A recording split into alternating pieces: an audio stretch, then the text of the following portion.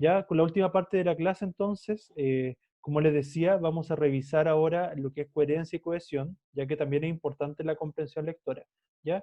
Y este material va a estar disponible para que lo puedan ir revisando. Muy bien, cualquier cosa me dicen, me preguntan, ¿ya? Muy bien. Entonces, coherencia y cohesión. Nosotros habíamos dicho, ¿verdad?, que también habían algunas estrategias que son súper útiles al momento de leer un texto. Cuando un texto se le hace más difícil, yo creo que ustedes ocupan alguna de estas estrategias, pueden, por ejemplo, destacar el texto, destacar la idea más importante, anotar al margen, resumir, ¿ya? Por ejemplo, subrayar siempre es súper útil, ¿ya? ¿Por qué? Porque ustedes subrayan, destacan las palabras clave, las palabras que desconocen, también ayuda bastante. Anotar al margen sirve más bien, ¿verdad?, para identificar, por ejemplo, aquello que tengan dudas, hacer una anotación respondiendo, por ejemplo, a lo que me decía el texto, algo que les llamó la atención. Y parafrasear o resumir implica explicar en sus palabras lo que dice el texto, ¿ya? Así que es súper importante ocupar esa estrategia de lectura. Y algo que les recomiendo, tanto para lo que queda de este año y para el próximo, así como para cuando estén en la universidad, que cuando estén leyendo un texto que sea más difícil, porque, por ejemplo, aparezcan conceptos que son difíciles de entender, ocupen esta habilidad de clarificar, esta estrategia, ¿ya? ¿Para qué? ¿Para qué sirve clarificar? Clarificar nos ayuda a, por ejemplo, si hay algún concepto, algún término que no entendimos, buscarlo después en un diccionario, investigar un poco sobre esos términos y después hacer una segunda lectura del texto. Y obviamente, como ya vamos a haber investigado sobre esos conceptos que no sabíamos, nos va a quedar mucho más claro. Eso es lo mejor que uno puede hacer cuando no entiende un texto. Buscar las palabras, buscar los conceptos que no están claros. Y obviamente siempre es súper útil, ¿verdad?, hacerse pregunta y respuesta en cada una de las fases del texto, antes, durante o después de la lectura. Bien, también hemos comentado que el texto, ¿verdad?, siempre tiene una finalidad comunicativa, ¿ya? Y que funciona como un todo, ¿ya? Que está constituido, ¿verdad?, de palabras, oraciones y párrafos, ¿ya? Y que siempre tiene ideas principales y secundarias, y para eso es que funciona la coherencia y la cohesión. Algunas características de todo texto es que siempre está enmarcada en su contexto. El contexto tiene que ver con las características, por ejemplo, del autor, la biografía del autor, cuál fue la intencionalidad que tuvo al momento de escribirlo. También, por ejemplo, la época en la que fue escrito ese texto. O sea, es súper importante también de qué estaba pasando en el momento en que se escribe un cierto texto, ¿ya? Y como les decía, la intención que tiene el autor. Por ejemplo, no es lo mismo un autor que busque convencer, persuadir, si busca informar o narrar una historia, por ejemplo. Entonces, dependiendo de la intención del autor, es que va a escoger el género en el cual se va a expresar, ¿verdad?, su escritura.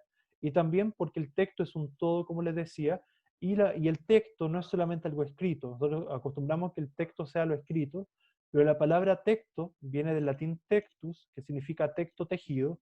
¿Tejido por qué? Porque es un entramado, una red de ideas que se relacionan entre sí, ¿ya? Y que puede ser tanto oral como las tradiciones antiguas. Los pueblos originarios, por ejemplo, tienen muchas tradiciones orales, ¿verdad? Sus historias que se contaban de generación en generación, y también los textos escritos como los conocemos. Dentro de las propiedades de los textos está la extensión. Por ejemplo, vamos desde microcuentos, microrelatos, como por ejemplo, este de Augusto Monterroso, que dice, cuando despertó el dinosaurio aún estaba allí. Desde un microcuento tan corto como ese, podemos llegar hasta novelas mucho más extensas, ¿ya? Así también, por ejemplo, tenemos la adecuación. La adecuación tiene que ver con la capacidad que tenemos como hablantes, como personas que escribimos también, de adecuarnos al contexto y a las personas, o a las personas a las que va dirigido. Por ejemplo, no es lo mismo escribir un texto técnico para personas que manejan una disciplina, por ejemplo, un grupo de médicos, de abogados, ingenieros, etcétera. No es lo mismo que escribir un texto como una noticia que va dirigida a un público mucho más amplio y que por lo mismo tiene que tener un lenguaje más cercano, más sencillo, obviamente sin perder la formalidad. Y dentro de todo entra la coherencia, que la coherencia es cuando tiene sentido el texto, que el texto tiene un sentido en realidad, que te deja un mensaje, ¿ya? Salvo que sea teatro del absurdo, por ejemplo, que en ese caso, bueno, por las características del teatro del absurdo, no tiene que ser necesariamente coherente. Y la cohesión tiene que ver con lo gramatical, con la relación entre las palabras, las frases y oraciones. Bien, hay algo que es importante, que en realidad a veces se nos olvida, por ejemplo, cuando escribimos en Word, el Word ya lo tiene incorporado, que es esto de los márgenes. Los márgenes, o también llamados sangría.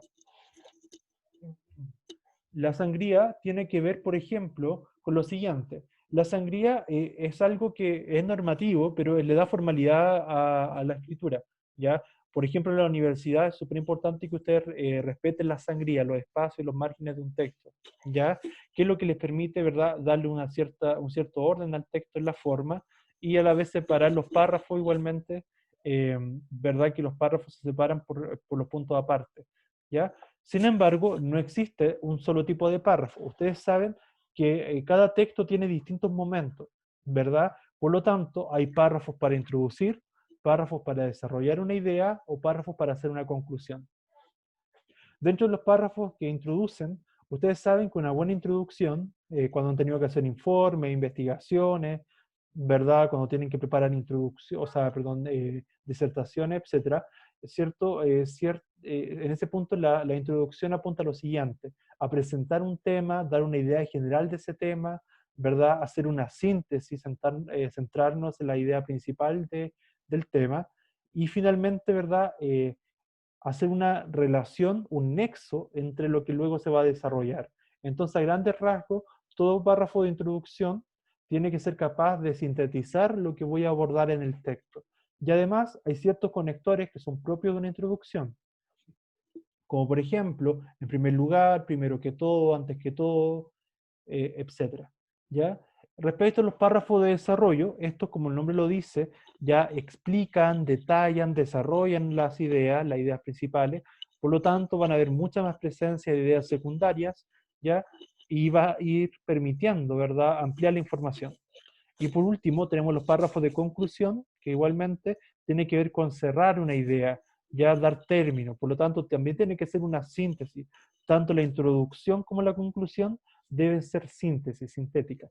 ¿Ya? Y obviamente, ¿qué concluye? La conclusión hace una síntesis de todo lo abordado que resultó importante en el texto. ¿Ya? Bueno, respecto a la coherencia, habíamos dicho que tiene que ver con darle sentido al texto y esta puede ser local y global. Global es cuando le da sentido a todo el texto y local cuando le da sentido a cada párrafo. Muy bien. En ese sentido, por ejemplo, ya nosotros tenemos que intentar a veces no cometer ciertos errores dentro del texto, ¿ya? Y ese sentido está dado a la vez por la cohesión. Y la cohesión, como les decía, era el aspecto gramatical. Y uno de los aspectos importantes de la cohesión es la correferencia. ¿A qué se refiere la correferencia? La correferencia es referirse a algo nuevamente sin repetir lo mismo. ¿Y para qué hacemos esto? Para que un texto no sea tan monótono, ¿ya? Entonces, ahí podemos ocupar sinónimos, podemos ocupar pronombres, ¿ya? Que hace que no repitamos las mismas palabras. Por ejemplo, un ejemplo de correferencia, si lo vemos en un ejemplo común, podría ser cuando son pronombres, Juanito salió a comprar, Juanito volvió a su casa. Para no repetir dos veces el nombre Juanito, ¿verdad? Podemos decir, Juanito salió a comprar, él volvió a su casa. O sea, ocupamos un pronombre, él, ¿cierto? Para reemplazar al sujeto, Juanito en este caso. Muy bien, ¿verdad? Eso es para no repetir lo mismo y, como les decía, no fuera monótono el texto. Vemos un ejemplo un poco más complejo. El diálogo consiste en el intercambio natural y fluido de mensajes entre dos o más hablantes que se alternan en las funciones de emisor y receptor. Es el tipo de comunicación oral más usado. Si se fijan, acá tenemos frases que son similares o funcionan como sinónimos, ¿verdad? ¿Por qué? Porque para no decir dos veces el diálogo, el escritor ocupó acá es el tipo de comunicación oral, siendo comunicación oral equivalente a decir el diálogo. Se va entendiendo, ¿verdad? ¿Sí? Eso es para no cometer errores de correferencia. También, como les decía, está la pronominalización o el uso de pronombres para no cometer este tipo de errores, ¿ya? Y pronombres son, por ejemplo, yo, tú, él, nosotros, vosotros, ellos, o también pronombres demostrativos, como lo que pasa con el ese, esto, aquello, aquella, esas, ¿ya? Entonces tenemos pronombres personales, como los que dije primero, y pronombres demostrativos, ¿ya? Que nos sirven para reemplazar a los sustantivos, ¿ya? Veamos el siguiente ejemplo. Se llama deístico a las expresiones que se refieren al hablante, a su interlocutor y al tiempo y al espacio en que se habla. Estos son, etcétera, etcétera. La palabra estos, el pronombre estos, reemplaza la palabra deístico para no repetirla dos veces, por lo tanto ahí se ocupa un ejemplo de pronominalización.